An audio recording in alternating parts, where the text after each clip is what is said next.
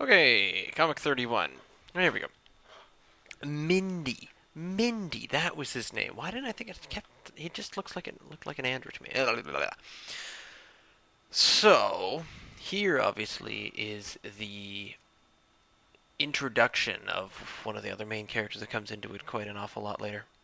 This would be, as depicted in panel number 2, Doctor Zero. I don't know why I named him that. I can't remember why, but as you can see, that's hand drawn Doctor Zero. So occasionally I knew the what the sort of words that were going to be in it, the dialogue, before I drew it. So I tried to leave space, and sometimes I tried to draw in my own letters, and sometimes I did sort of sound effects and things like that. It was a very sort of comic book style, sort of blammo, kapow, derp, snra. So in the second panel, I did manage. I just had to draw in the Doctor Zero my own writing, just to make it a little bit big and huge.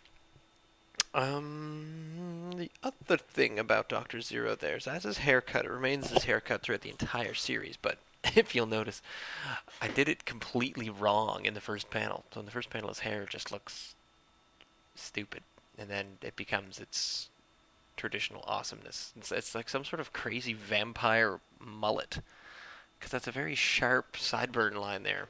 I don't know. I just really liked it. So let's see what's going on. Mindy's still got his clipboard. Mindy. Why couldn't I remember Mindy? Why is his name Mindy?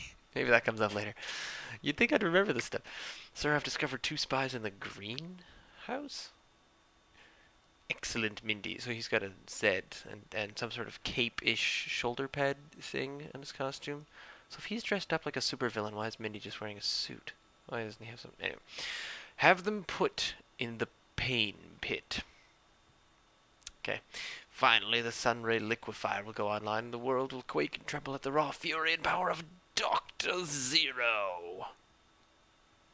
Sir, as I've mentioned before, this machine blocks the sun's rays, not liquefies them. It's impossible to liquefy them. It is with that attitude. I didn't realize that I've been saying that for that long, because just kind of recently someone sort of says, oh no, well you can't do that. I immediately say things like, well, not with that attitude. You'll never take over the universe with that attitude. Is one of the things that comes up. So apparently it is with that attitude. Goes all the way back to intermission comic number 31. So there. So this is Mindy trying to talk sense into Doctor Zero. So this is the Sunray liquefier. The world will quake and tremble. So I'm pretty sure this is the James Bond type movie. So a couple of ridiculous things that I'm making fun of here. Have them put in the paint obvious names for obvious things. You know, the Sunray liquefier, and the fact that you can try to take over the world or destroy things based on things that don't actually exist in physics. You can't actually liquefy sun rays. So it's not exactly fourth wall, but it's certainly a lot of sort of pointing out what is impossible, despite the impossibilities of being within a movie or a TV series. Raw Fury. I think Raw Power and Fury should have been what I should have said there, but didn't. You'll also notice Mindy is still using that sort of elongated oval mouth. Dr. Zero's smile I tried to make a little bit different in the first and second, so he's kind of like a Jeff smile but much smaller. It's not quite as jovial, and I don't think there was a single time I drew Dr. Zero where he didn't have angry eyebrows. He was like Mr. Spock for the longest of times.